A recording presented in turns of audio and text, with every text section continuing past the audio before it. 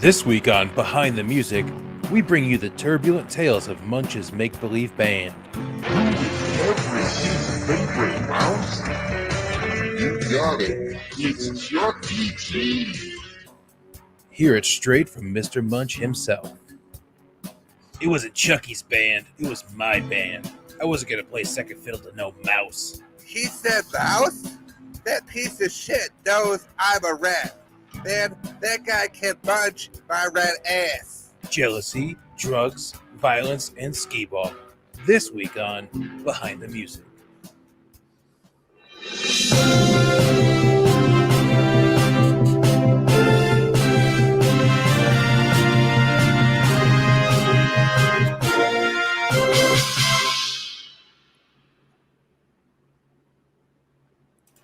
What's going on, Empire? This is Stupid Talking Stupid on the DVM production Empire, also on YouTube and Facebook Live. I'm Patrick. I'm Bear, and we read the stupid, so you don't have to. Awesome. Oh, yeah, look at that. 3 weeks in a row, crushing it. Crushing it. All these Bare minimum. Bare minimum. The Patrick minimum. See how much that hurts? When you evoke someone else's name in vain? Yep. We're doing the Patrick minimum I over here. barely see how it fits. You son of a bitch. Oh, man. Oh, we've got a fun little show. I don't know if you know this, but I don't. there's a lot of stupid shit going on lately. No, really? I know, and we haven't even gotten to lately. We're still on, like, March stuff. I know, it's like, as it's getting closer and closer to the present, it's harder to find just, like, our obscure, stupid stuff that we like. Right. It's getting more and more Corona-y. So we do have some Corona-y stories, but they are... Corona-ish? Yeah, Corona adjacent. Corona-esque? A Corona Light with lime. With lime. Oh, man. Speaking of Corona Lights with a lime, you ever be thirsty? I suppose. You like wine? Hold on a second. In fact, I am thirsty. Oh my God. Is that a Stupid Talking Stupid sticker on your water bottle? Were you able to get that from somewhere in particular? Well, not that exact sticker, but a sticker like that? A sticker like that, yeah, on Teespring, and it matches my t-shirt. Oh my Stupid God. Talking Stupid t-shirt. I bet you could probably find that by going to www.stupidstalkingstupid.com and clicking on the store link in the upper right-hand corner. Yeah, your mom did it. It's not even an insult. She actually did that. She did. Yeah, your mom supported you. Your mom's supportive. She's probably going to leave a comment now. Like, yeah, I did buy one. Anyway, speaking of thirsty, you ever drink wine? I had wine sangria last night. Yeah, did you drink it from a glass, from like a bucket? Like, what did you drink It was a from? glass. A glass? Mhm. You didn't think about maybe drinking it from, I don't know, a tanker truck? I mean, I wasn't that thirsty, but I mean, if I was thirsty, I'd be like, where's the tanker truck at? Well, there's a story out of California, out of Modesto, that Gabriel Moreno, he got in a little bit of trouble because he allegedly, and you have to say allegedly, even though there is quite a bit of evidence of it, he allegedly robbed a wine tanker truck. And you think like, oh, he probably got in the truck and drove it away. No, he jumped on the side of a moving tanker truck, climbed under its belly, unscrewed it, and just started making like snow angels underneath the flow of 1,000 gallons of wine, just trying to chug as much as he could from it. What wine was in this tanker truck, though? Like, I don't know. I thought it goes from like the vineyard makes it. Right. They cut it down, they put it in the bottles, they send the bottles out. Like, what is this, like Franzia on the way to the boxing site? Right, you're kind of putting wine people on blast. I'm just saying, I didn't know it comes in like a tanker truck. Yeah, it's like, I'll have a bottle of wine. I'm like, oh, you idiot. I'm going to have a case of wine. I'm like, oh, really? I'm going to have a tanker truck of wine. I'm looking for the biggest cheese barge. You know, it just goes small after that. He's like, I just had you just truck drive full of wine and a barge full of cheese. Drive the wine truck into the cheese castle and say, "We're here to party." We're here to get down. The people in the cheese castle, like, at first we were upset that someone attacked us with a truck, but then we realized it's full of wine, and they were like, I mean, it makes sense. And then they were like, put on a mask. Sarah, put a mask on your truck and have it social distance from the building. Please. So there is dash cam video that shows him pulling up in a sedan, putting his hazard lights on, and directing the truck to the side of the highway. So the driver pulls over thinking there's something wrong with the truck, right? Yeah. And then the dude hops out of his car. Is he happy out? Yeah, I got a nice whole on video of it too. So he hops out of his car. Over. He is in he's missing some clothes when he hops out. No time for a shirt. No time for a shirt or shoes. Get wine. And you figure if there's you wait, no, you get back here. You get back here. I want a nice oaky Merlot. He just sprints after it, hops on the side. And wait for this maneuver. This is an expert maneuver. He's hanging on by the side on the ladder, and he realizes it's just time to get down to business. That's right. He's got like a theme to the greatest American hero going in his head right now. Yeah, but this man, he just climbs right underneath, opens up the valve, and just goes to town on it. They didn't have that footage? No, because that would be under the truck, and they don't typically have footage of under trucks. They will now. Yeah, might as well. Of like, well, what happened? How can we be sure that he did this? The jury's like, well, I didn't see it. For all we know, he was going under there, and the truck attacked him. That's right. The entire time. So the driver didn't even notice that he hopped on until he saw the gauge on his dash that he was losing fluids. So he called the highway patrol. He unscrewed a valve underneath the truck as it was traveling down the highway, and they lost about 1,000 gallons of red wine, which is enough to fill 5,000 bottles of red wine. So maybe this good red wine. I mean, it came out of a truck. Like, oh, you're too good to drink a truck of wine, Patrick? I guess I'm a snob. I suppose you don't want a station wagon of grape juice either. For the kids, so they can feel like they're playing along. 911, what's your emergency? Yes, hello. I have a bandit underneath my truck. A bandit, you say? A bandit.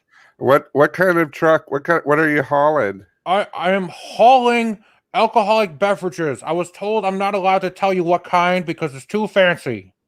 That means it's wine. I can either confirm or deny that it's wine, but either way, I have a bandit underneath my truck. Does the wine have like good legs? Does it have an oaky finish? I cannot speak to the flavor palette of the wine. I just drive the stuff around. Look, Okay, can you help me out? I'm losing wine. You don't have better wine? Is that what you're upset about? I just drive whatever they tell me to drive. Okay. Oh, so if they gave you heroin, you'd be like, okay. Listen, ma'am, I feel like you're being very unhelpful. I just need police presence. I just don't understand why you won't share the wine. I would love to share the wine at the designated location, but right now I'm in the middle of a highway, losing wine every minute I drive. Well, so you're driving with an alcoholic beverage, is what you're saying? Yes. You are literally inside an open container right now. The police are on their way, and they are going to arrest you, sir. Excuse me, ma'am, but I believe Take a drive, stay alive. That's the slogan.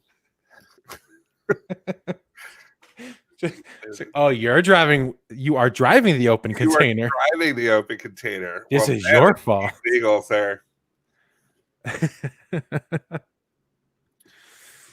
Oh man, I got myself arrested because of a wine heist. A wine heist? It's a wine heist. Wine heist. One is that a single host? Yes, it's do host when they split off into a single group. Do host. One host. One host left. Two host. Three host. It's like Dr. Seuss. What? Dr. Seuss just angrily screaming in German. So that's the wine heist will get your mind fucked up, but how you gonna fix your body to like present to others? You know, like you're stuck at home for most of the time.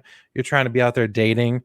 I feel like there's got to be something you can do to kind of up your game when it comes to Zoom dates. You know what I'm saying? Zoom dates. Yeah, get some enhancements. Ooh, is that like the fun backgrounds and stuff? No, you wish it was that, because there is a sports website called Sporterly that has started selling fake muscle suits for men and fake boobs for women for their Zoom dates. See, the worst part is eventually the coronavirus is going to end, and you're going to want to meet this person, and then you could be like, "Oh, honey, I had the coronavirus, and my muscles went away." But we were talking a week ago, and you had your muscles. I know it was a fast acting coronavirus. Like, oh, if you're sick, we shouldn't be hanging out then. well, no, it's over now. I mean, it's over now. It is over. I'll see someone else. I'm going back to Brad. And Rand. Okay. Brad. Well, what happened to your boobs? Brad. I don't. Yeah, that's sexist. How dare you? They were Zoom enhanced. Oh no. Yeah. Are you tired of looking tiny to all of the ladies on Zoom? Yeah. Would you like to get a Zoom enhancement? Yeah. Well, it's not what you think. Okay. We're talking about your muscles, not that muscle. Oh, no, yeah, that muscle. I'm sorry. I thought immediately you were going to go to talk about your penis. No, we don't enhance that through Zoom. My heart's the biggest muscle of all. Well, if you have an enlarged heart, that's a problem, sir. I think you're going to die before you find love anyway. Oh, no. Careful, don't make your face freeze like that. Can you go to the DMV and get your license? Like, say you lost it and you want a new picture, and that'll be your... Be like, sure, stop making that face. Stop making what face? What face? What face? That's my face. I'm sad right now. Now I'm happy. This is TJ Miller used to have a bit about that where he wanted to have like a ridiculous face. Remember he told the story on Conan, and he went into the DMV, and it's like, if you make a ridiculous face when you're getting your picture taken, they won't allow it. So he had to go in and have a ridiculous face the whole time. And he had to hold it. So when he walked in, he was just like the whole time, he just like, you know, for an hour while he was waiting in line, just doing. Rough. That's rough. They make your ass wait. Mm-hmm. You know, I was just telling the story the other day. So my mom used to bowl with a woman who worked at the DMV, and she hadn't seen me probably since I was like 10 years old, but she recognized. Your mom? Yeah, my mom. It's a lot. I don't want to deal with it right now. Okay. No, this woman, she goes, like the first time I saw her is when I had to go like on my 30th birthday. We had to do like the sign test. Did you ever have to do that? Yeah, where okay, like she's like, I know you. I'm like, oh, yeah. And she says, here, this is the book for the signs. There's a couple tricky ones in there. There's a couple you probably haven't seen in a long time or ever. Just make sure that you know what those are. And I was like, oh, thank you. She's like, you don't remember me, do you? I remember you. I was like, oh, she's like, I used to ball with your mother back in the day. And she's like, she's like, you're so grown up. I'm like, thanks. So then I like passed the sign test. I go back like a couple of years later, and she's to get my license renewed, and she's there. And I kind of notice her, but she's working. But this woman next to me is furious. It's taking so long. And she's like, I have to get back to work. I am on my lunch hour and everything. I'm like, yeah. I'm like, I understand. I go, I get it. I go, but that's the thing about the DMV. I go, the DMV is like the great equalizer. Like, no matter who you are, no matter what you do, everybody waits at the DMV. And I think that's a nice thing. And so I go, and I just think it's just, you know, the way things should be. And then the lady sees me, and she goes, and she looks like both ways, and she goes, and I was like, please disregard everything that I just said to you. And then I got up, and I mean, took everything, like, to not like be walking backwards towards the desk going, oh man, that just giving someone a lecture. I'm like, hey, everything's fair if we do it. Wait, what's that? What? Oh, I get special treatment? I get Okay. to go first, Nothing's fair. as it should. It's like- And then I like flicked her nose. it would I be don't better know. if you got your nose. And it's coming with me ahead of you to the counter. So we got the website pulled up for these fake muscles and these fake boobs for the Enhancements, we'll call the Zoom date enhancements. All right, see here we got this puny before chest. Like, ugh, who would even look at this who would piece of want shit? you? God, everything about you is the worst. After, oh my God, he's so handsome now, and just share a bra. you could tell he's interested in a long-term commitment now. Well, okay, the arms look a little like, you ever see that? Yeah, the arms look a little disproportioned. Oh, could it be because it's a practically a Halloween costume? Oh, good By lord. practically, I mean it's a Halloween costume. Oh, so they want you to wear that. They want you to wear that under your shirt. Yes, because that's what the gentleman is wearing. You can see the outline of it right in there. He is wearing his fun little shirt. Doesn't even have like fake chest hair. No.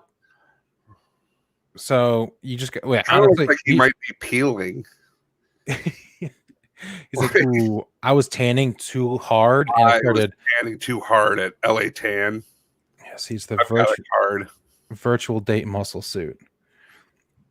That's You what could get it on sale from normally $46 for $36. 3606. $36.06. You want to look good for your next virtual date? The virtual go down- date muscle Go suit. down to the description. Huh? Go down to the description a little bit. After hearing countless stories of hopeless romantic struggling through awkward virtual dates, we decided to take action. And everyone in the back goes, yeah. Yeah. Knowing that so many of you are stuck home missing the gym breaks our hearts, and a flirty connection with that special someone can lift your spirits. So we set our minds to coming with a way to help. The solution, the virtual date muscle suit. Okay, so we set our minds, meaning they had a meeting, Yeah. and they were all like, all right, people are suffering all over the world. Mm-hmm. We need to help them. Yeah. No, I'm not talking about a vaccine. Oh, you're talking about feeding people. No, I'm not talking about feeding people. Some kind of debt relief program. No, fuck that. This is important. Oh, you're giving This dude looks too tiny on a Zoom date. So we're going to fix it. say what? We're going to fix it. You can fix that? You can get it fixed. Oh my God, tell me more. All you need is we need to open up a corporate account Okay. and then call Spirit Costumes. And we'll just get a bunch of muscle suits. Okay. And then that's what we'll do. Excellent. Quick question though. What if you don't want to be more muscular? What if you want to just improve your chesticles, you know? Well, we've got the fake boob ones, which I'm sure there they are. Notice how with this one, there was a bunch of pictures of the guy with the muscle suit. With this one, there's just pictures of a mannequin wearing packaged frozen chicken. At least they still censored it. Yeah, because God forbid. Although, if you can get these at a spirit store, I don't know. I Seems a don't little know. weird. Now, those are so much more expensive. Yeah, well, because the thing is, you can choose different cup size. Now, I want you to guess, what is the cup size range available for this virtual date breast enlargements? Small range to big range. C's to double D's. Okay, we have 34D up to 38F. 38F, Jesus. Mm-hmm. Oh, out of stock. Yeah, everybody wanted those. Oh man. Okay, well, let's see what's the biggest size we can get.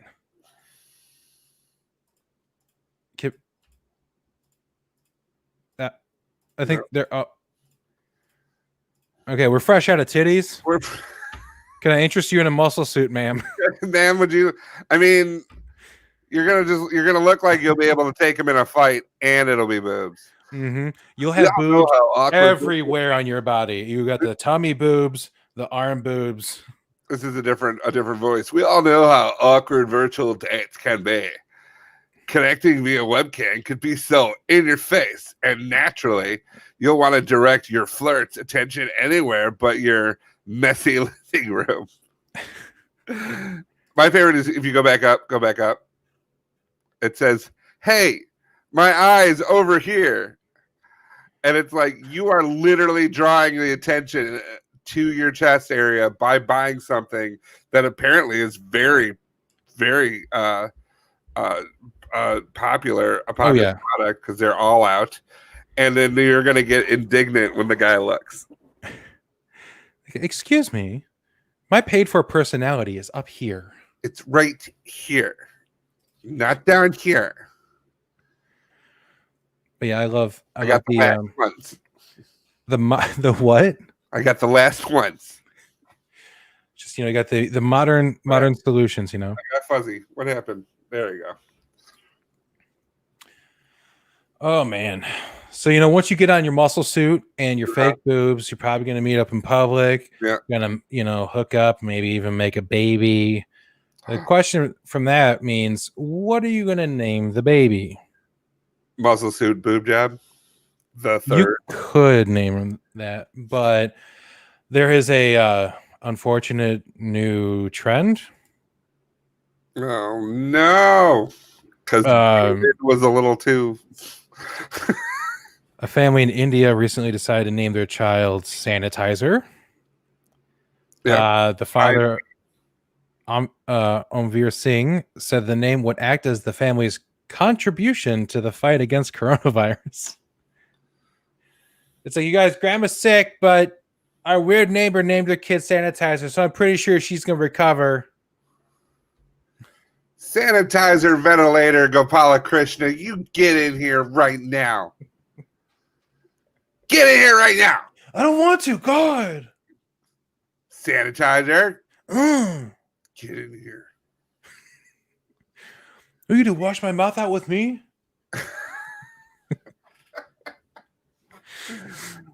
Put the Germex down. He explained that the name will be a way of remembering the pandemic, because people are going to forget. He said, sanitizer is one of the best ways to protect oneself against contracting coronavirus infection. We will remember this period whenever we utter his name. And so you just grow up, and like when he's like 12, it's like, hey, Sanitizer, why didn't you save my neighbor? Your dad said it's effective. You don't work as well as washing your hands. Another couple in India named their newborn child Lockdown. When the hospital staff asked the parents if they were sure they wanted to write the name on the child's birth certificate, the mother, Manjumel, said, yes, he is Lockdown, as he was born during the lockdown period, which is why my parents named me those rough couple of years before the divorce.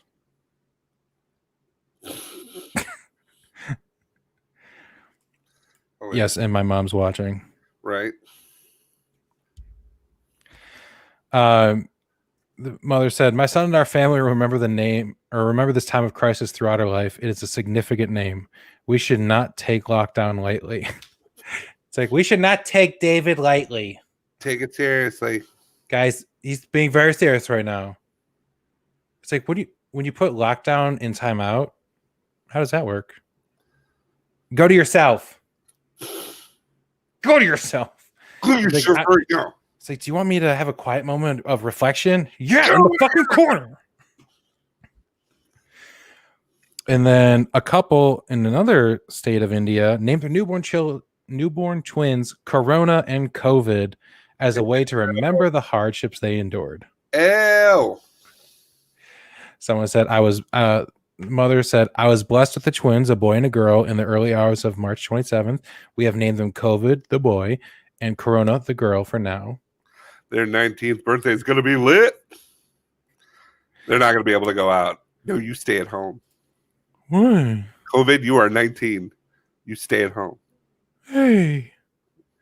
I knew you'd use this against me. And you think, wow, there's a lot of families in India are naming their kids after the coronavirus and things like that. Yeah. Well, it turns out there's also families in Maryland in the U.S. Maryland. Mm-hmm. Mary Ann and David Cullen of Silver Spring, Maryland, welcomed their 7-pound, 3-ounce baby into the world, naming him Ferguson COVID Collin. His middle name is COVID, so at least, that's not as bad. Yeah, I know, right? Well, his first name's Ferguson. I know. So here's the thing. The dad was saying that he wants to, that they plan to call their son COVID right now, but once his father thinks by the time he reaches school age, he'll go by Ferguson in class. I'm like, that's not better. That's not better. Like, it's better than COVID, but like, it was Charles taken. Right. Sorry, we used up all the Charleses for the day. You're gonna have to go with something else. Okay. I'll take Philip. Oh, we used up all Phillips last week. Still haven't gotten a restock on those. Oh, I don't know. COVID, right? Oh, we got that. Yeah, we got COVID. COVID's fine. I'm gonna name my baby Pandemic. First name's Pan, middle name Demic. I'm gonna see if you can pick up on the father's favorite phrase, because I'm gonna tell you a few of his quotes. I said, you know what? We have been so scared because of COVID. We could not go to the doctor's appointment or anything. We say, you know what, baby? We're going to name the baby COVID. And he says, my brother in Florida said, David, you're crazy. Why, man? And I said, you know what? That's a perfect name. I picked that name. It's perfect. It fits in the family. And they named the kid Ferguson after the family met this man at the church who inspired them. He said, he has been good to us. And we say, you know what? With all that things that have happened, we're just going to go show him something else. So we just named him. We give him the first name because we like him. He's a good guy. This guy says, you know what? Before everything he says. It's like, no, but I'm sure you're going to tell me. You know what? I think you're a jackass. It's a perfect name. Why? How's that a perfect name? I don't know, but Ferguson has an older brother and a sister, 16-year-olds and 4-year-old. Swine flu and H1N1. You nailed it. As if parents are just all full of bullshit when it comes to naming their kids. Like, now we got companies with their heads up their asses too. What? I know. Have you heard about Airbnb's bullshit? No. Have you heard about Airbnb? I have. I've stayed at multiple Airbnbs. People can buy properties or use the properties they already have and put them up for rent as if they are a hotel, but they get away with more scummy things because they are not regulated the same as hotels anyway. Since COVID-19 happened and has pretty much eliminated Airbnb necessities, except for some basic, a couple of people being using them, but for the most part, no one's going anywhere. The platform has begun asking guests that have stayed at places prior to chip in by sending kindness cards that include cash donations to their former hosts. Nope. Airbnb has seen billions of dollars of revenue vanish in recent months as travel has ground to a halt. God, where were we? Were we in? I think Night Moose went to Columbus. I want to say it was Columbus. And we stayed at this house, and we did not know that we didn't have the place to ourselves, which was fine. I mean, people were there was a whole other floor, and there was 2 rooms up there. And then so the 2 people that we met, there was one guy who had was there for a bachelor party. Why he wasn't hanging with everybody else, I don't know. But he went out, and then so I don't like when the Airbnb people the owners are there. Yeah. I don't want to see you. This is right. Now I'm staying at someone's house. I'm not at an Airbnb that's technically mine. I'm staying at someone's house, It's like when you go to a hotel and the front door or the front desk clerk is just in your room going, hey, what's up? Yeah, get out. Yeah, we're both here. So the woman who owned it brought like her dad by to show the house, and we're like, cool, hi. And then one thing that was really not good was like the doors didn't have like locks on them, like the bedroom doors. Oh, okay. And I was like, this isn't good. I'm gonna leave, and I don't know everyone that's in the house, and it's not just locked down. Plus, this lady and her dad are like traipsing through. And then the one thing, because no matter which one we always go to, there's always like some like weird like dungeon basement. And it was just like the first one we stayed, especially in Columbus. But in this case, some guy comes in and he's like, "Oh, hey, I'm one of the owners of the house," and he's like, "Yeah, I'm just gonna be downstairs. I've got a flight out in 2 hours, so I'm gonna take a nap." And we're like, "Oh, well, we'll be quiet, I guess." Like literally, like what we were doing, like we were all hanging out and having some drinks and stuff with the other two people that were at the house, and then the other guy came by there. Like we were having a great time. Yeah. And he's like, "Oh no, not on my account," everything like that. And we're like, okay, so now there's a guy like trying to sleep downstairs, and it was just super weird. So we tried to, keep it down or whatever. And then that asshole gives us a bad report. Say on our Airbnb profile, says that we were being extraordinarily loud, even though there were other people in the house. And the only thing that he did put in there it was because Elizabeth and Steven put in, I think they accidentally put dishwashing soap in the dishwasher. Oh, okay. Not like dishwasher soap, but dishwashing like palm olive, and the thing just overflowed. But luckily the other people were there and they took care of it for us. But what are they, in a wacky children's movie? What are they doing? So I don't know. But yeah, I was like, that asshole. We even said we'd be, and we even mentioned the other people were there, and he still gave us a bad review. Luckily it didn't really affect our rating or anything. But I was like, you dick, stay out of your own house when we're here.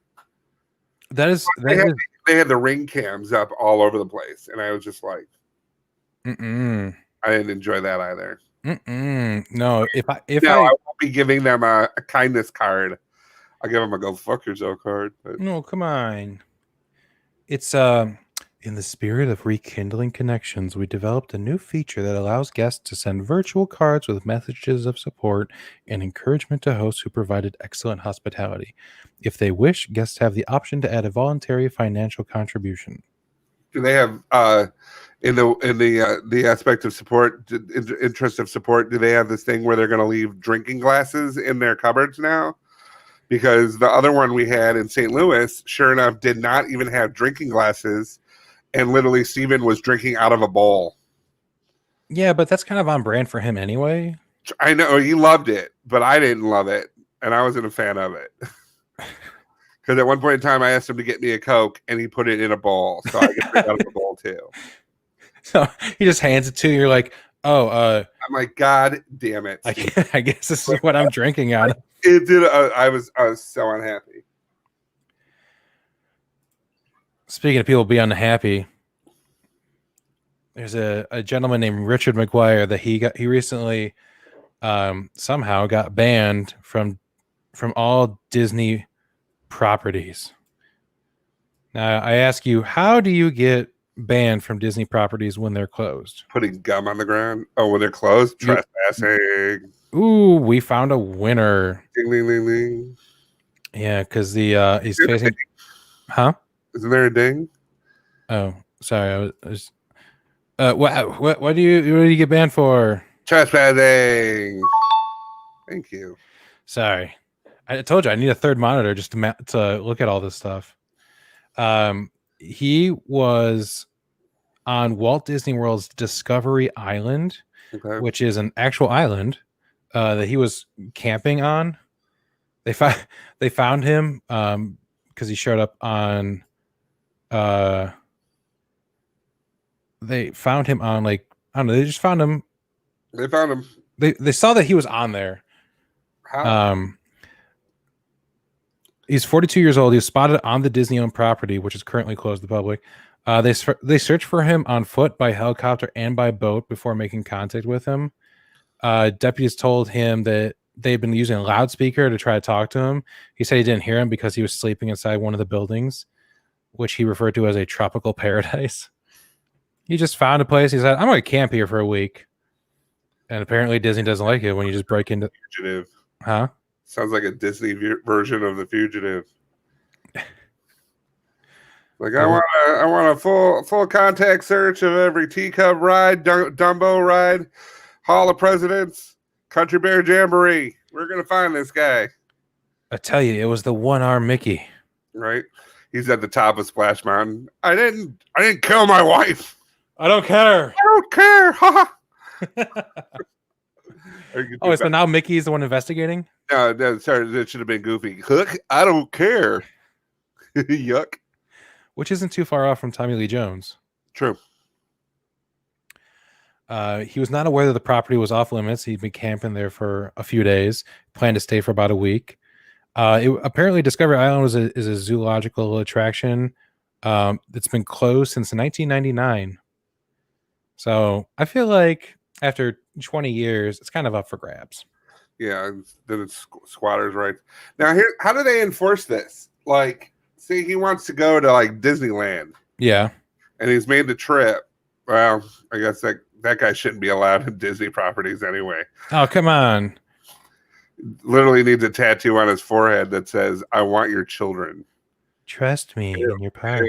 Ew. Do it. He's so cocky for someone to be arrested. Yeah, but it took a couple days. It's like, yeah, I evaded your park police. What do you do about it? Your dwarf's Gestapo won't catch me.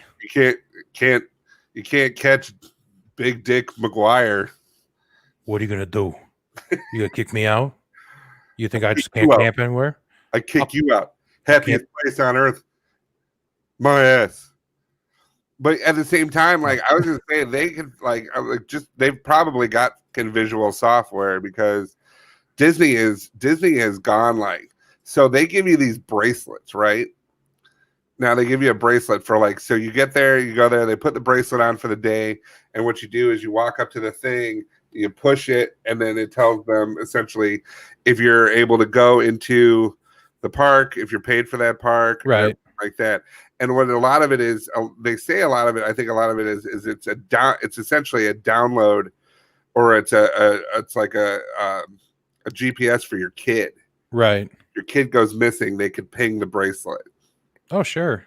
There are definitely good points to having that RFID. At the same time, what does Disney need? Because what you do is you hit the beep, you beep it, and then you put your thumb down. You put your thumb down. And I'm like, why does? Yeah, then you give the blood sample, and then you can ride the teacups. What's the problem? I don't know. Scary. But yeah, the facial recognition would probably ping and then be like, no, sir, I'm sorry. You're not able to come to the happiest place on earth because you trespassed on our island that's been closed for 11 years. I think the most egregious ride is when you have to give bone marrow just to get on It's a Small World. Yeah. Except they changed the song to It's a Small Draw After All. Yeah, Disney is a scary, scary place, man. Mm-hmm. That's why I don't want to go, but I'm inevitably going to have to. We're going on a Disney cruise. Hort Pass! What do you mean you're inevitably going to have to go? Does she want to go? Yeah. Ah, my God, I want to go. No. I want to go so bad just to be like, come on, Bear. Let's go get a funnel cake. No, I'm busy that day, so I can't want to do it. I can't like anything. I can't talk to you about it. Go to the Haunted Mansion. It's going to be great. No, I'll see you. Dude, whatever. Go and we'll drink your way through Epcot. Oh, I could drink my way through the kitchen? It's not as much fun. Are you sure? Because I don't have to wear pants here. If I don't wear pants at Disney, I'm going to leave Disney real quick. They wear short. Well, that's a good way to get yourself banned. Well, now we're talking. It's like, yeah, I'll go. That's an expensive way to get yourself banned. Mm-hmm, but it's also a permanent excuse of like, sorry, we can't go. I remember when I flashed that kid. Mm-hmm. Mm-hmm. Thought this was America. Speaking of thinking it's America, legal battles, divorce court can be a real bitch. Mm-hmm. I Kansas man. Oh yeah. A Kansas man sought legal permission in Iowa to engage in a sword fight with his ex-wife because he was having troubles with, or he had problems with the custody agreement. Reading it. The judge forced a psychological evaluation on him because he was asking for permission to sword fight his ex-wife and her attorney. So David Ostrom, I'll take the both on. Ching! He's like, I can handle both of you. Yeah, right. You're just a lawyer. Just me and my broadsword. That's sexist. David Ostrom he asked the court, so it wasn't like a threat. He just asked the court if he'd be allowed to fight his former wife, like have a sword fight with her and her attorney, Matthew Hudson, so that he can rend their souls from their bodies. Oh. Yeah, because the couple's been embroiled in disputes over custody and visitation issues and property tax payments. And everyone knows the fastest way to solve that is to just have a sword fight. So, Your Honor, if I could just cut a bitch, we could get on with our day. That'd be great. If a judge responded by temporarily suspending his child visitation and ordering the psychological evaluation. Your Honor, I'm going to need a ruling on that motion. Motion to cut a bitch denied, and you don't get to see your children anymore. I object. You don't get to object. Your lawyer. I have a sweet sword, though. Come on, sir. You will be held in contempt. She was upset when I bought it and said, "When will you ever use it?" Now, Debbie. Just aha. It's like, how'd you get that in here? Actually, the best part is I have a viewer named Debbie watching this right now. And she's gonna go, why?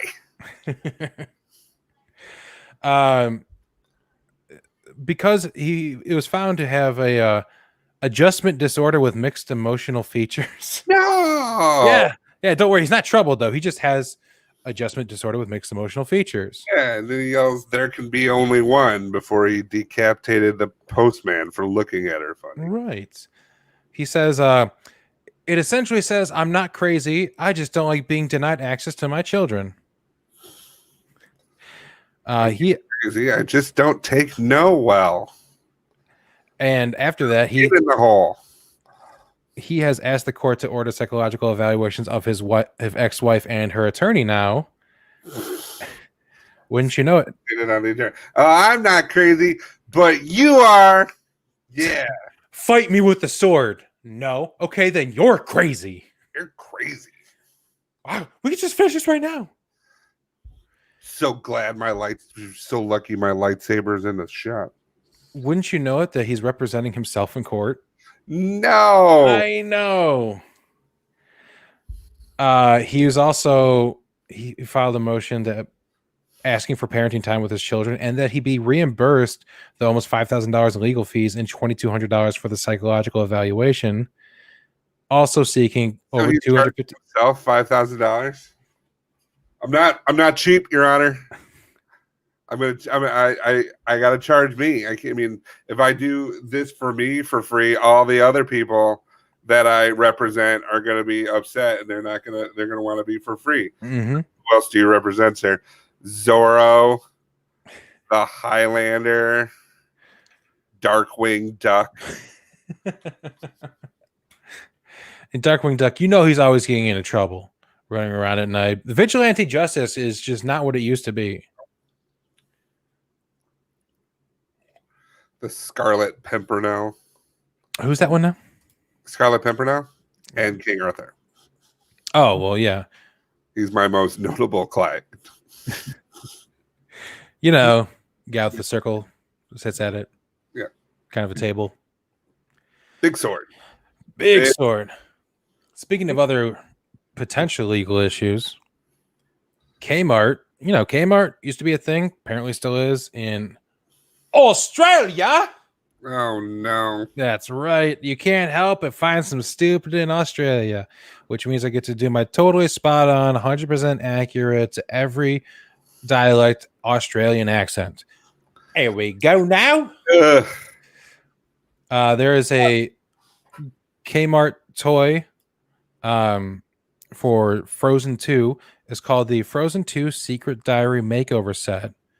And Tony Alamos of Queensland said that she bought it for her daughter for her birthday. The only problem is that the first page of the booklet that comes with the set, I could show you the set. No, wait. Here's the Secret Diary makeover set. You know, it's got some glitter, some things, and some. You know, it's very nice. It's very innocent and all that good stuff. The problem is that well, what do you think is on the first page of the book? Like, if you're gonna buy this for your kid, and it's gonna have a little bit of a troublesome thing on the inside of it, what do you think's on that first page? Is Olaf's carrot in the wrong place?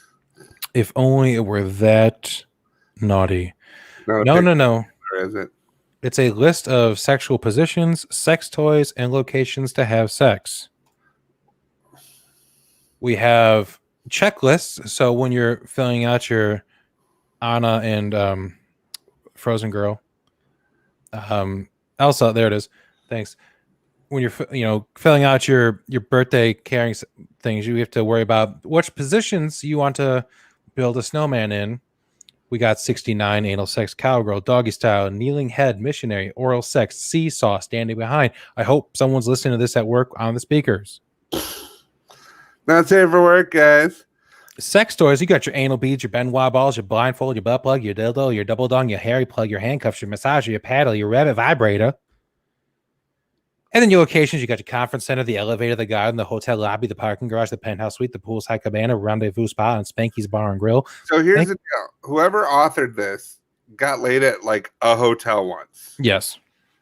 Or a bunch of times. Because all of those things, it's essentially just being like, go to a hotel and get crazy. Get drunk at Spanky's bar and grill and then go back to your penthouse suite.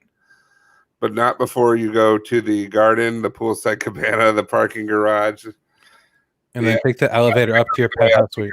You can do it. And then the rendezvous spa, they got kicked out of the couples massage because they were doing the seesaw. This is like the worst game of Clue that a child could ever play. I believe it was the Benoit balls doing the oral sex in the parking garage. Mustard with the Benoit balls while doing the seesaw in the hotel lobby, because we all know after the after party it's the hotel lobby. But what's after the hotel lobby? I don't know. They kick you out. You go to the car, I suppose, but only if you validated your parking ticket. They say, I'm sir, not paying that much for parking. This is the La Quinta Inn Plus. We don't have a penthouse suite for you. It's the Red Roof Inn plus plus. Ooh, the plus plus. That's how you know it's good. Have you ever seen that? It says Red Roof Inn plus. And then it has a plus mark after it? No. It's got the plus marking. And then plus after. Oh, so it's the plus sign, then the word plus. I thought it was the other way around. Could you imagine if it was the other way around? I mean, it's not the plus plus, but it's the plus plus. Yeah, no, when you put it that way, it actually makes a lot more sense. Yep. So yeah, Kmart. We're sorry. This is why you're not the rest of the planet anymore, Kmart. Yeah, you got shoved off to Australia when we do the rest of the stuff. The K stands for crikey. This does not in any way reflect our views as a family business, and we are investigating the situation as a priority with our supplier. We do know of this isolated incident, but we have decided to withdraw this item for sale just to be sure. It's like an Australian chimney sweep. What, they don't have chimneys in Australia? No. They ain't got chimneys. Oi! Sweep out this chimney. There's an alligator in it. It's full of spiders. It's Australia. Everything's full of spiders. Oh, yeah. That's what I thought was going to be on page 2. Like, You just open it. and spiders. This thing sucks. Have you seen those birthday cards when you open it up? There's like a butterfly that flies out of them. Yeah, It's that, but it's actual spiders. and it launches on your face. It's like, do you hate someone? No, wait, we want to be sparkly. Do you hate someone? Do you want to attack them with a birthday card? I do. Well, then you need Spider Mark. Spidergram. Spidergram.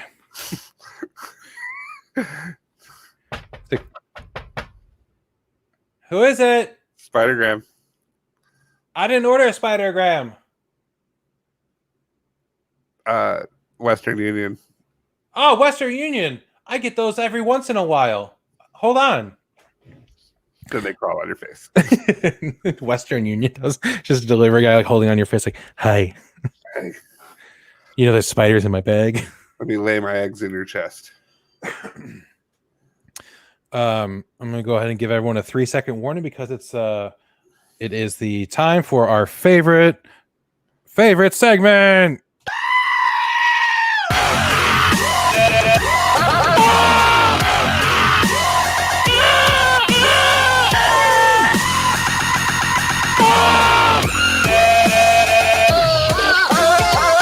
Goat news.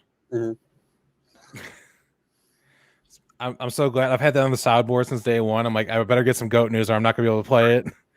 I got some goat news. It's so much more fun now that it's not just like you and I in the same room and there's like nobody can see the dancing. Yeah. It was kind of weird before. We're just kind of like trying to do a mosh pit like at your desk. Mhm. Yeah, but now we got our own desks. You can just kind of flail. You know, as a town was pretty much locked down because of the coronavirus, a herd of 200 goats broke out of its holding pen in a San Jose, California neighborhood. They broke through their electric fence just to get out because they're like, fuck, we're bored! And just broke out. Terry Rollins is the gentleman who lives in the neighborhood. He said the goats are regulars in the neighborhood, and he hosts them a few days each year, invites the herd to come eat brush to clear it on a hill behind his house in a bid to prevent forest fires. So again, we're finding some goats that are going around being used as lawn service people, goats. It's interesting that they use goats because I was always told that it was only you could prevent forest fires. You. Okay, Patrick's in timeout now. Oh, come on. No, you're in timeout. You But think it's about like what you said. animal, you. It's not like YOU. It's No, I know. That's why I'm so upset with you. YOU, Patrick. Anyway, he had this Terry Rollins. He has the goats around to clear the brush.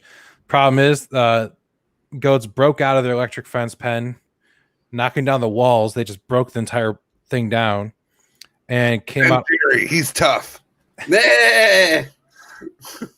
He's coming right for us. Oh, you can't say that word. Oh, sorry. Wait, you could talk? No, I mean, I've just been screaming lately. I mean, To to be expected. I hear you guys screaming at each other every night, but all of a sudden I'm talking and So I'm I the do weird it, one? and I'm talking, and I'm fine. Whatever. I get it. You can go to hell. Damn it, I hate you so much. Move out of the way. No. So the goats went all around the neighborhood eating all the potted plants that they could find, kind of destroying everyone's plants. But they eventually got caught, rounded back up, and put back into the fence. But they weren't the only goats to infest a town. A herd of mountain goats took over the town of London, Wales. I got a picture for you. Yeah, look at these goats. Just like, fuck it, this is our place now. When you're a goat all the way from your first tin can to your last dying day. And that's all you know. Okay, yeah. When you're Nah. Oh, I didn't even. Fuck! I forgot to put that up. But yeah, so we got. Hey, I was so excited to have the song that I forgot to do the banner. It's okay because we have more animal news. I have a goat story if you want to hear a goat story. Oh, fucking let's hear the ghost story. So we went to the St. Louis Zoo. Goats are so expressive. We were at the St. Louis Zoo. Night Moose was there for a festival. And we went to, because I really wanted to go because I just wanted to see red pandas. Have you ever seen red pandas? Yeah. They're awesome. Not in person, but They're awesome. At any rate, we went to like, you can go to this area where you can like pet the goats. And so there's this one goat that's just like standing like off by the gate, just like, meh, meh, meh. And like, so the lady was talking us through like how to approach the goats and everything like that. And then she just is like, she's like, I know. And I was like, did you understand that? And her name was Rachel. And she's like, the goats are pulling like a double like shift right now because there was an issue. So like the goats come out in shifts. So they should be back in the barn eating right now, but they're not. And that one is keenly aware of it. And he's just letting us know his displeasure. And then Nick Miller walks over. He's like, what's that goat's problem? I'm like, I'll translate. This is bullshit, Rachel. This is bullshit. Should be eating right now. We have a system, otherwise known as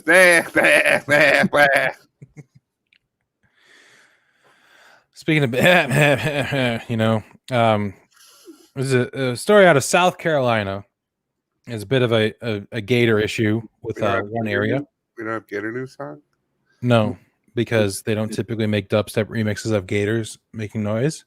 I don't know why, but that's what they sound like. They're like, okay, but what do they sound like with a French accent? Nailed it.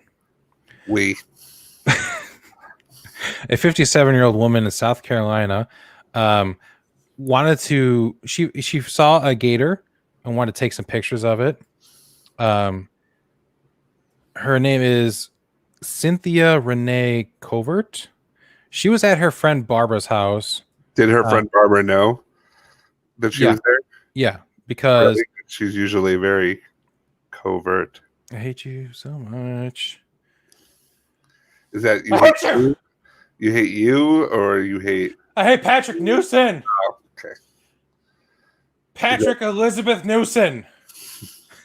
How dare you? That's his real name, and he can't do anything about it. That's untrue. And now you're muted, so whatever. How about that? I'll tell you what. If that's not your name, say so in the next 3 seconds. 1, 2, 3. Okay, then that's your name, Patrick Elizabeth Newton. All right. Middle name's Edward Bish. Elizabeth. That's what I said. It's not. She was visiting her friend Barbara Howell. Cobb. I can't really hear you right now. So anyway, Howell said that her friend Cynthia came over to do her nails, but was very talkative and acting strange, unlike how she normally behaved at the salon. She told deputies that Covert arrived with a glass of wine, but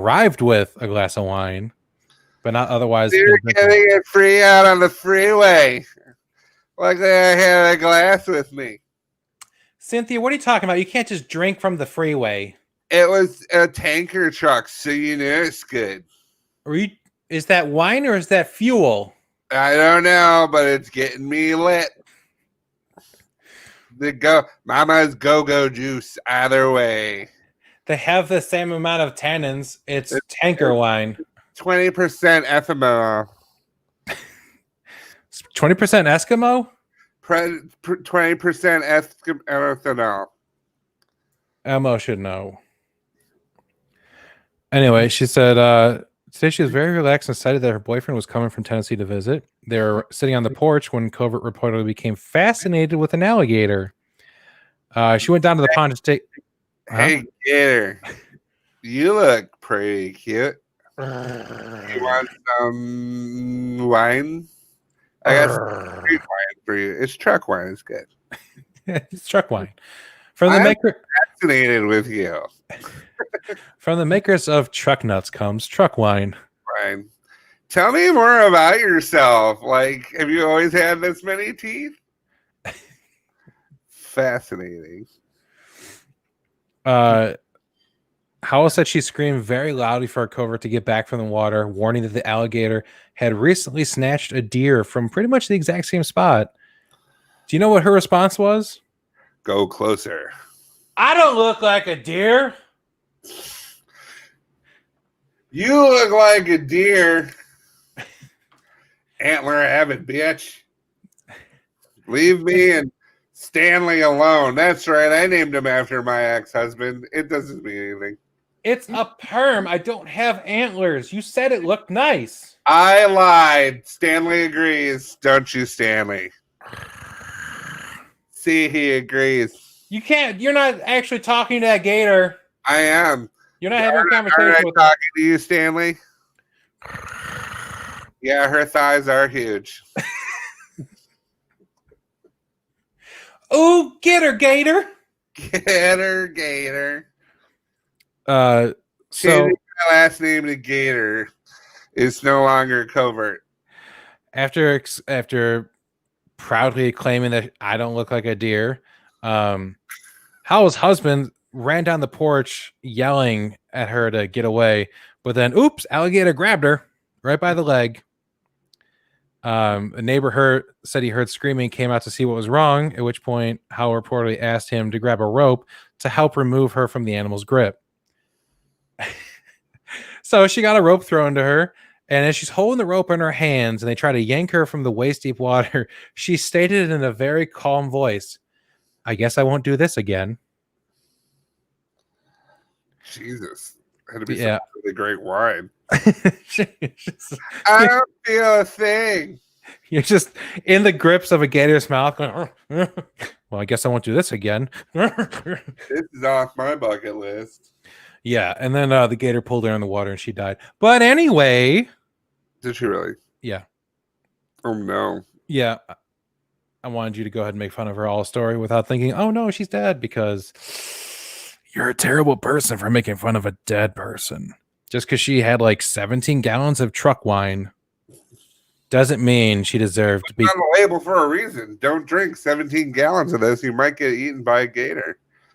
That is true. Some side effects to truck wine are yelling, walking towards the water, flirting with a gator, telling your friend she has large thighs, saying that she may or may not have antlers, having the last name covert. I don't think this is for me, you guys. Like, this is really specific. You know, I think you need to give a quick PSA against the dangers of drinking truck wine. So you've had a hard day. Go home. And on your way, you see a truck spewing wine out into the street. What's this you have here? That's right. Your gallon flask that you take to all kinds of manner of tractor pulls. Do yourself a favor. Don't drink a bunch of it and then go up and try to flirt with a gator. You might not like what happens.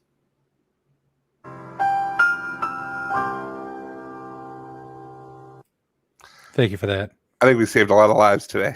Yeah, I think we did. We can't even just save lives. We also have to make sure that there are other animals out there that we are taking care of. And that something we have to worry about is in the Tokyo Aquarium, there are eels that are getting lonely. Oh, Are you doing your part to make sure these eels aren't lonely, Patrick? I do. I call them all the time. Well, you should, because the people at the We have some real talk. okay, you know, you're just a bad person is what you are. You're a bad person. The eels at the Sumida Aquarium are not really cooperating with the people that work there anymore, because they used to be so used to having people around that now they're the kind of eels that they hang out. They can hang out and they look like grass when they're in the water, because they'll pop their heads out of the ground. But the problem is they used to be used to people around, so they wouldn't be scared. But now when the aquarium workers walk around, the eels are getting scared. They disappear into the sand and hide every time the keepers pass by. So the aquarium sent out a request saying, "Could you show your face to our garden eels from your home?" They had a face showing festival. There was 300 of these eels living in one of the aquarium's tanks. They got so accustomed to the human visitors and rarely hid when they were approached by visitors. To help the eels reconnect with people, the aquarium set up 5 tablets facing the tank, with users asked to connect through iPhones or iPads via the FaceTime app. And then once the video calls start, people are asked to show their faces, wave, and talk to the eels, but they also requested not to raise their voices because the eels can be pretty bashful. Dude, I'm telling you, some of these animals at these uh, enclosures, it's interesting what sets them off. Another St. Louis Zoo thing was we were sitting there and we were over by like the meerkats. Yeah. There's like That's just cats looking in mirrors all the time, like, "Ooh, I'm good looking." Meow, meow, meow, meow. No, they were all like sticking their heads out of the holes and they're all sitting there like chirping at one another. And we're just watching it, and then all of a sudden out of nowhere, Nick Miller walks up. He goes, "Oh, what are we looking at?" And then one of them looks and like literally like sounds like the meerkat alarm. I don't know what else. I was like, and they all just go down into the hole. And I was he's like, frightening. "What did you do?" I'm like, "Do they owe you money or something?" And he's like, I didn't do anything." And then all of a sudden, a group of like little kids and their parents come over. And they're like, "Why aren't they out?" And everything. And I looked at Nick and I go, "You've denied these children a chance to see these things. I hope you're happy." You ruined Christmas. They're just temperamental, man. Oh man. So have you gone to like a restaurant lately? Yeah. We had a dine-in restaurant. Yes. Okay. Well, how are they? Are they like blocking tables off, or are they Okay. Yeah. Everywhere I've been has like the full on like all the procedures. Like we went to Juicio for breakfast, and there's like a table, then there's another like one that's blocked off, and then there's another one that's blocked off. Well, there's restaurants across the country that are starting to come up with creative ways to fill the tables as opposed to moving them or making them just look empty.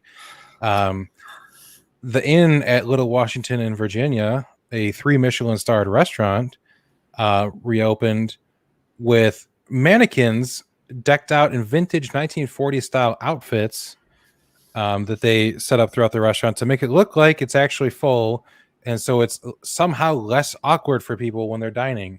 It's quiet as fuck in here. We walk in a restaurant, it looks busy, but it's so quiet. Why is everyone just staring at us? Why aren't you moving? What did you eat that turned you into stone? That's creepy. It is so fucking creepy. But the thing is, they're not the only restaurant that's doing something like this. They're the only ones that I've seen so far that are doing the creepy ass 1940 style mannequins. But there are other restaurants that are using the G-rated kind of inflatable dolls from Amazon, and that they G-rated inflatable doll look like, as in the ones you don't fuck, they're just people. You said that so matter of factly, like because it said that it's in the story saying not to be. Listen, if you got some tape and some time, you can make any blow up doll a fuckable one. Yikes! It's a South Carolina restaurant called the Open Hearth. Decided they were going to open up with inflatables. Paula and her husband Jimmy said that instead of using scary yellow tape or roping off the empty tables, I thought we're going to make this restaurant look full. They are getting these inflatable dolls and dressing them up like customers seated at tables that would be off limits to diners. She saw nothing wrong with it, but her grandson said that they look kind of creepy. She's like, I think when people walk in, they're going to laugh. Like, if you walk in and you saw a restaurant full of mannequins or blow-up dolls wearing human clothes, are you going to stay at either one of those? No, I'm out. I'm out. Fresh out. I don't care what kind of Groupon I have. You just don't have time for it. I don't. No time. Speaking of not having time for it, a Massachusetts lawyer sent a response to a state bar misconduct investigation, and they didn't accept it as a legitimate response. So they ended up he ended up losing his appeal. The Supreme Judicial Court of Massachusetts got like uglier. Affirmed a finding of contempt against Ilya Lives for not complying with his suspension order. He was administratively suspended in April 2019, prohibited from performing legal work, but a judge concluded that he rendered legal services during this time, so he was found in contempt. During their investigation, that he had the chance to respond. They said that he didn't comply and he didn't provide an answer. The respondent alleged that he did comply and did provide an answer. His answer was provided in the form of silence. Boom shakalaka. That was his official response to a state bar misconduct investigation. A fucking Boston lawyer just goes, silence. Boom shakalaka. You gotta do it with a Boston accent. Oh, silence. Boom shakalaka. Shock the lobster. Boom. Boom. I put this whole town in my rear view. Gonna go over to Donkeys by the Yard. And I say to that, I say, boom shakalaka. It's a little too Kennedy. Don't ask what your country can do for you, but what you can do for your boom shakalaka. Is the shakalaka the sound of his head going all over the car? Oh. I know what the boom is, but... Come on. What? Oh, was it boom, boom, shakalaka, shakalaka? No. There was a second NBA Jam shooter. Jam. We got some more fun issues going around. You ever been to Hong Kong? Only once. You ever eat ice cream there? Twice. Did you ever eat tear gas flavored ice cream? Not on purpose. A new flavor of ice cream that was made in a sign of support for pro-democracy movement, which is seeking to regain its momentum during the shutdown. Sure. The owner spoke on the condition of anonymity to avoid repercussions from the pro-Beijing government. He said that we would like to make a flavor that reminds people that we still have to persist in protest movement and don't lose their passion. Trying different ingredients, including wasabi and mustard, in an effort to replicate the taste of tear gas, just ended up with black peppercorns, which came the closest to tear gas with its throat irritating effects. They roast and grind the whole black peppercorns and make them in a gelato. And they like to say that they emphasize its aftertaste, which is a sensation of irritation in the throat. It just feels like breathing in tear gas. Oh, cool. Is this kind of a product you want to sell to people? What's that? But it's cold. Yes. So. But it still burns. It's like icy hot. Yeah. Icy hot for your throat. About $5 a serving tear gas ice cream has been a hit prior to social distancing regulations. The shop's owner says he's selling 20 to 30 scoops a day. Because, people are just like, I can't get enough of this tyranny in my throat. Ew. I guess. Tear gas ice cream. It puts the tear in tyranny. Customer Anita Wong said, it tastes like tear gas. It feels different. It feels difficult to breathe at first. It's really pungent and irritating. It makes me want to drink a lot of water immediately. I think it's a flashback that reminds me of how painful I felt in the movement and that I shouldn't forget, because she was tear gassed at a protest. So she's like, you know what I could do? I could have a nice treat that reminds me of being attacked. Yeah. It's like, I had this car attack souffle the other day. It tastes like deployed airbags. It's really good. You should try it. The police baton up against the head yogurt. Ooh, is that non-fat though? Because it could be, it could be trouble. And now we're gonna have a new segment on the show because, well, here's the thing: we started the show only a few years ago. There's been a whole human history of stupidity in the past, and what are we just never gonna acknowledge this stuff happened before?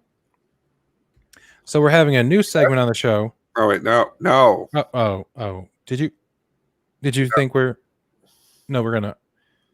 I don't. A new segment on the show called Classic Stupid. No, it's classic. Where we highlight the stupidity of the past that we unfortunately missed out on because we weren't paying enough attention back in the day. Or rather, we didn't have a platform to say, "Hey, everyone, look at these idiots." I'm gonna put together a song opening for Classic Stupid. I've got an idea. Okay. Well, go ahead. You better get it ready soon. I mean, it's not going to happen right now, but Okay, well then why are we even talking about it? because Okay. An Englishman named Anthony Stollard was fined for pretending to be a ghost in a cemetery. And I mean, there's other rowdy behavior, but he was definitely in trouble that's the for. most important one. That You're not was- going yeah. to pretend to be a ghost in my town. He pleaded guilty at the magistrate court to using threatening or abusive words or behavior likely to cause distress. Cool. He's a 24-year-old. He was out drinking with his friends when they went to the Kingston Cemetery where they started to play football because, you know, that's the best place. Like, I don't have a field. Where do you want to go? Let's go to a place with a bunch of rocks in the way. Oh, and these rocks have people's faces and names on them. Witnesses complained to the police about his rowdy behavior and pretending to be a ghost. The witnesses reported the group engaging in rowdy behavior and one of them throwing their arms in the air and saying, "Ooh." They threw their hands in the air like they did not care. Mm-hmm. And I just like that it's an actual legal complaint that someone was throwing their arms in the air and saying "woo," and he got in trouble for it. He actually had to pay fines, a victim surcharge, and costs. And he also had 3 months added to a conditional charge for previous harassment, which he was found to be in breach of. And if he commits further offenses, the breach will be suspended, sentenced to face 12 weeks imprisonment. I don't know where he is at today, but if 6 years ago he was running around pretending to be a ghost in a cemetery to scare people, I don't know how much better his life has gotten. I imagine great things. I imagine he did great things. Oh, okay. What's something great that's this guy can do? What has Anthony done in the past 6 years since he got caught pretending to be a ghost? Well, about a year after he got caught for pretending to be a ghost while he was in prison, he found Jesus. Literally. Yeah. He's like, I could show you how to be a ghost. Meet the Holy Ghost. And the Holy Ghost was like, woo. And he's like, oh, I've been doing it the whole time. I've been doing it like, woo. And he's like, yeah, no, you got to be positive about it. You got to go up. I don't know if you realize this, but your internet connection has died out, but it also gave you an amazing vocal pitch auto tune. So what a perfect time for it to error. Right? It's enough to make you want to blow up the world. No doubt. Oh, okay, you're right. Don't do it. I guess we'll keep it around because there is some good news in the world. Mindy Vincent, you know Mindy. Of course.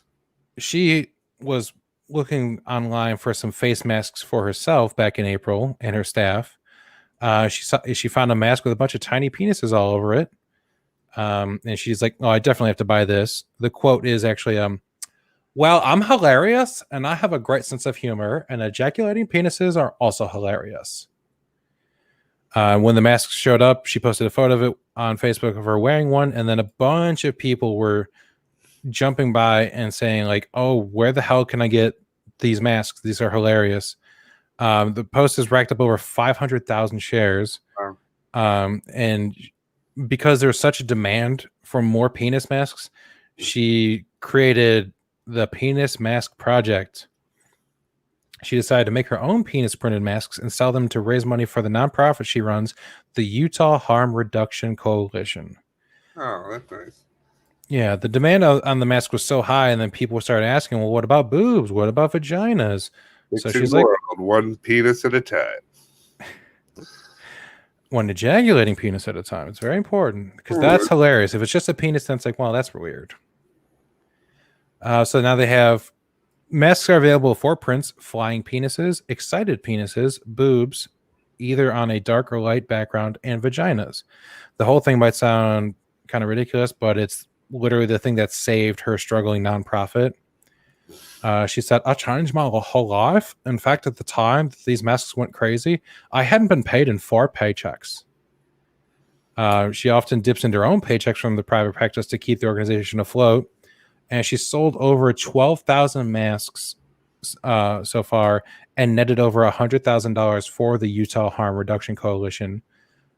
So and she said that their funding was about to run out from the Utah Department of Health, and this blessing of penis masks has saved the Utah Harm Reduction Coalition. So something as ridiculous as a funny mask was able to make such a huge difference and really helping people in Utah. So as ridiculous as things can be, it certainly can help people make money. No, that was the lesson. Yeah. Wait a minute. You got to make money to penis money. Damn it. Oh, penis saved is a penis earned. No, damn it. That's not it. It's 3:00 in the morning. Do you know where your penis is? That's the one. That is it. That's the one. And it's on my face in a mask, and it's saving everyone, saving all the lives. You get the same author from like Jonah Hill's artwork and Superbad. Do like penises with a cape. What kind of masks are shaped with dicks? The best kinds. The best kinds. It's just like triumphant veiny bastard. That's gonna do it for this week. Where can I find us online? You can find us individually on Twitter at Hungry as a Bear. That's me. At Patrick Newsom 42. That's him. You can find the podcast at Stupid Tweeting. You can find us on Facebook and YouTube by searching for Stupids Talking Stupid to find our pages. You can also find us on all podcasting platforms such as iTunes, iHeartRadio, Spotify, pretty much any app that you can find in the Google or Apple store. You can find us. Our website is www.stupidstalkingstupid.com. If you would like to get some of our merch, it's available on there in the upper right corner where it says store. You can find such a beautiful shirt. Stupids Talking Stupid. We have a whole variety of things that are available. In fact, I'm just going to go ahead and open up the store and show everyone. Look at that. Look at all this. We got masks. We got stickers. We got leggings. We got a variety of shirts. Realize that we only have some colors of things, but we are working on expanding this to a ridiculous amount of products. So you can proudly wear the stupid. I got a note from my dad saying, I'd like to get one, but I don't know if I want to wear something that says Stupids Talking Stupid on it. And I said, well, we can always abbreviate it for you. So people that are a little more not as willing to brandish such a ridiculous looking thing can still participate. We can make Stupids Talking Stupid executive attire. Ooh. Executive. STS board member. That's right. Well, that is going to do it for this week. Next week, we are off for a week because it is my birthday. That's right. I'll be going out of town for the week. We'll not have access to be able to do the podcast. So next week, crazy. I know next Thursday when we would do the podcast is my actual birthday. So I ain't got time for that. Right. So we will be back on August 13th, which is the following Thursday, and that's when we'll do episode 509. We've been having a lot of fun doing these live episodes. Yeah. We're going to our Facebook channel and our YouTube page. So it's been branching out and getting a guest. Now we can do that. If you know someone that could be as stupid as we are, I don't want anyone to outshine us. Like, we don't want them, none of them smart folk. Nope. We need someone dumb because we are stupids and we're talking about stupid things. I don't want an economist on here. No. I want someone that maybe ate some pennies, but not an economist. No. So if we can get someone to stoop to our level, we will get them on here. In the meantime, share us with your friends. Yeah. Like and subscribe on Stupid Talking Stupid on YouTube and Facebook and Friendster and MySpace and wherever you get the podcast, the audio version, please feel free to leave us a rating so we can get a little more visibility, so we can get the stupid out here to more people. That's right. Bring the stupid to the people and they will follow. If you're stupid, they will also stupid. Right. Remember, next week we are off, but until next time, this is Stupid Talking Stupid. I'm Patrick. And I'm Bear. We'll talk to you later.